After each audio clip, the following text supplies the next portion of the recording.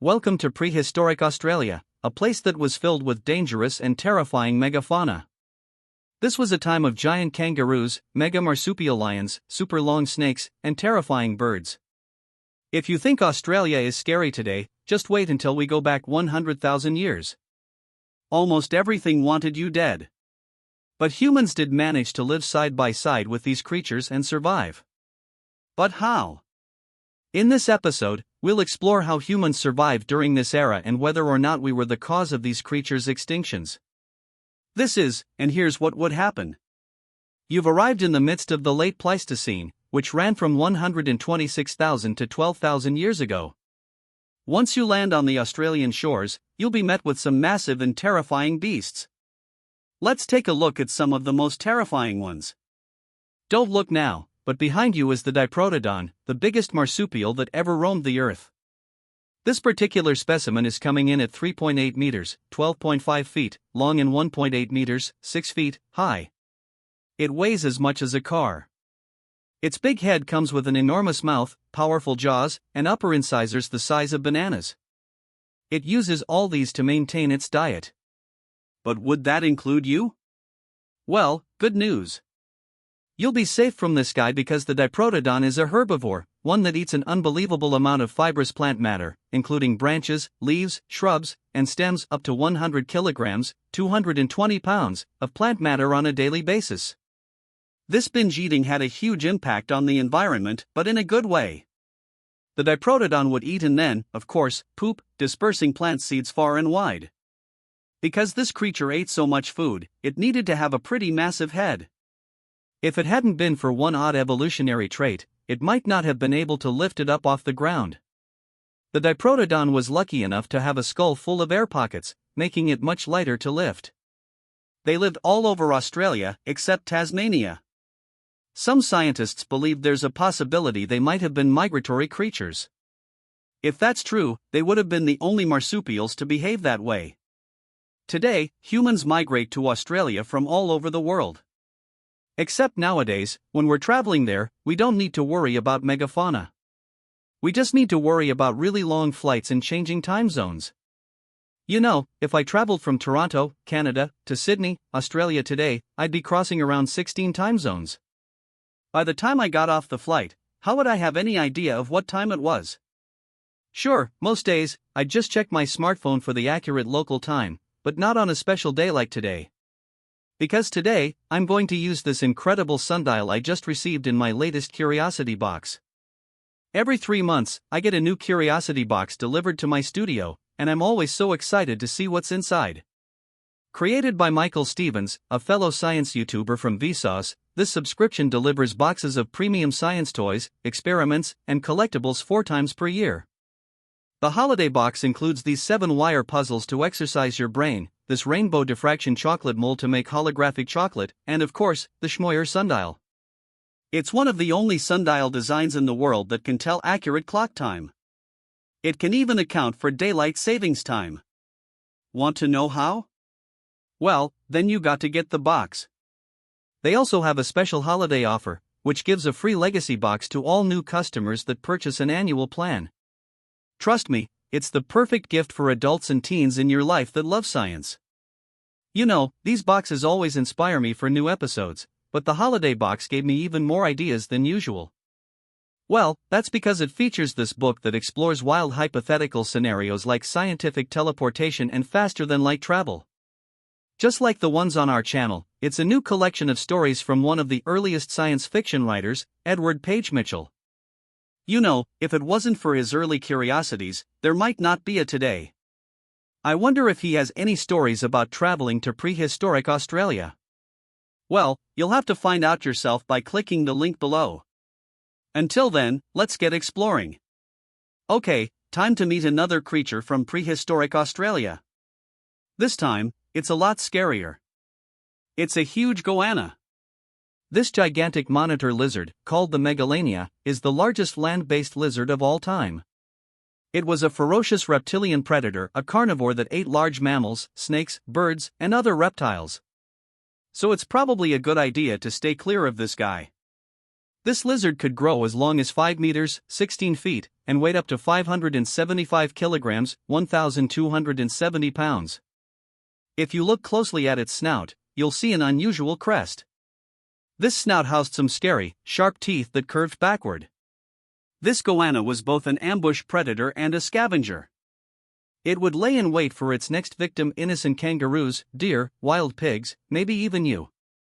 Then, it would pounce. Its toxic saliva would first cause an infection and, shortly after, death. This guy is still around today, sort of.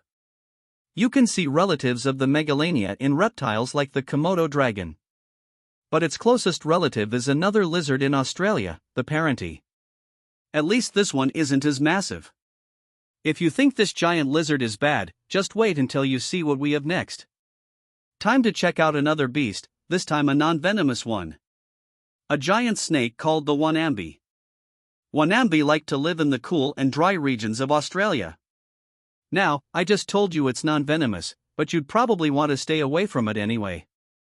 Like the Megalania, it was an ambush predator, and it liked to kill its prey by squeezing them to death.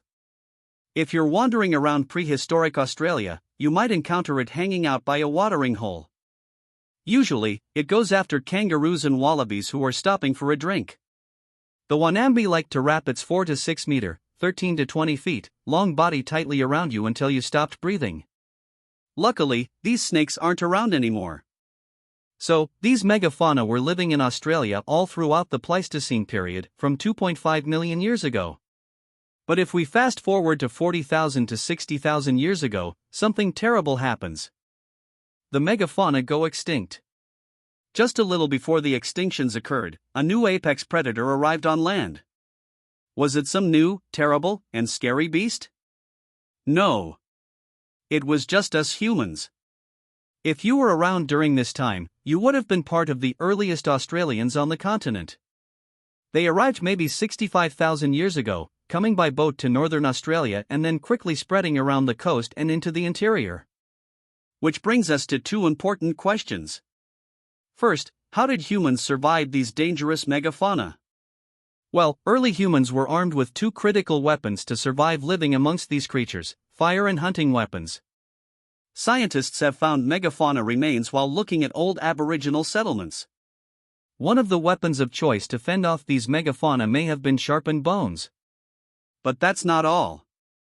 It's also suspected that these early humans developed the use of nets to capture some of these creatures. Since they moved so fast, it would have been difficult to spear them effectively. But flinging that over them? Well, that could be an easy and effective way to slow them down and then go in for the kill. To further protect yourself during this time, you'd want to build a shelter. Rock and bone shelters were a popular choice in prehistoric Australia because they could prevent animals from getting in and eating you. These structures were also essential to protect you from the environment. Australia during this time had different temperatures, geographies, and climates. Humans mostly settled around the coast, which had savanna-like climates and occasional rainfalls. If you moved inland, you'd be met with harsher desert-like regions.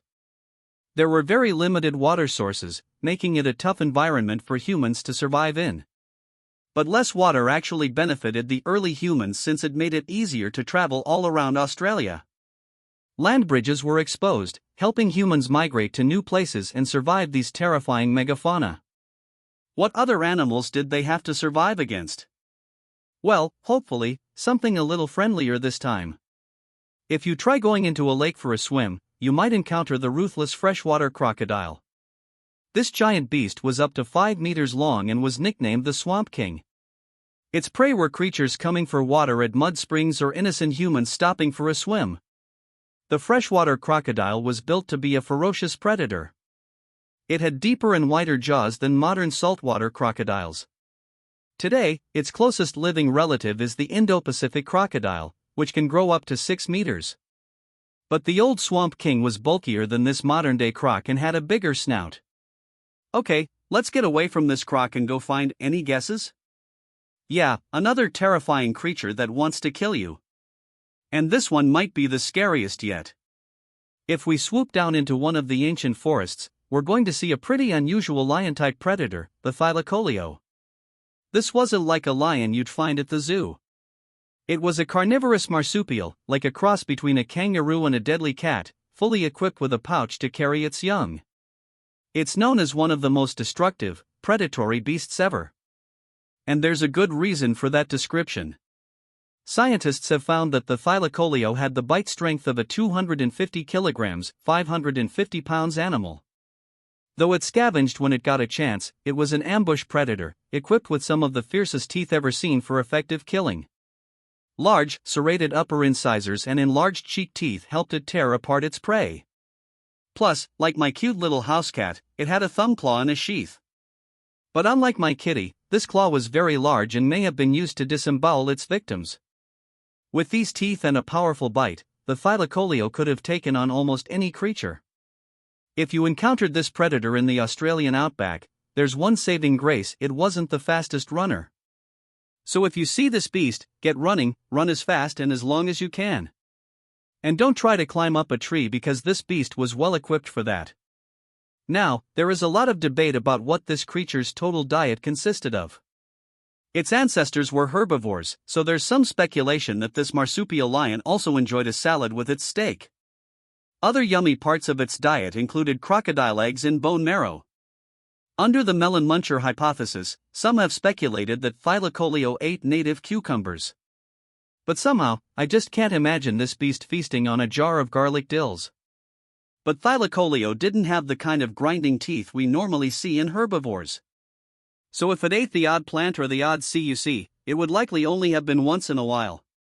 It would much rather dine on you.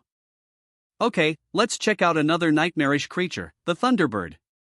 This bird stood over 2 meters, 6.5 feet, high and had these giant hind legs. The only issue? Well, it was also equipped with teeny tiny wings, so it couldn't fly. It's kind of cute now that you look at it. This bird weighed a lot, around 220 to 240 kilograms, 485 to 530 pounds. And naturally, its eggs were pretty darn heavy too, coming in at over 1.5 kilograms, 3.5 pounds. The thunderbird made up for its lack of flight by being a super fast runner. Pair that with a powerful beak, and would it want to have you for breakfast? Well, thankfully not, as it was probably a herbivore. Finally, something that doesn't want you dead. Phew! Is the thunderbird still around today? Yeah, sort of.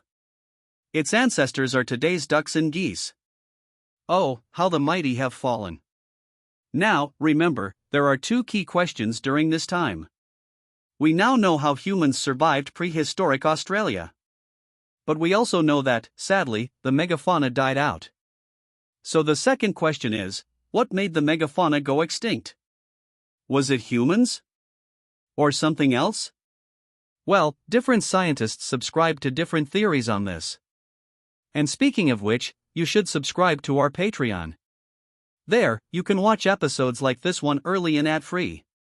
You also get front-of-the-line access to our Discord, where you can pitch us your ideas. Okay, enough shilling. How did the megafauna go extinct? Well, according to one theory, sometimes referred to as the Blitzkrieg theory, the early Australians slaughtered all the animals from the late Pleistocene era. They went extinct within 1,000 years. Those who subscribe to this theory argue that it would have taken a few thousand years for humans to establish themselves and spread out across the continent. That's why we see an overlap between the two. But humans would have been gradually eating and killing off these megafauna during that time, wiping out entire species in just 1,000 years. It seems a little wonky. Okay, now let's revisit the thunderbirds we met earlier because they carry a clue. Scientists have been studying burn patterns on eggshell fossils. What caused them? Humans? Nature? They've concluded that the burns were not from natural fires. So there's some evidence that humans played a hand in these birds' fate.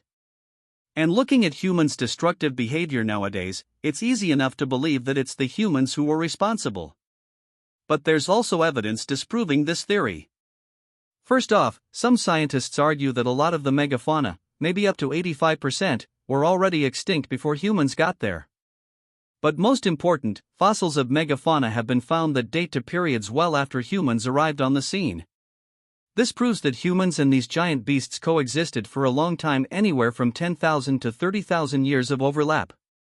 This indicates that while early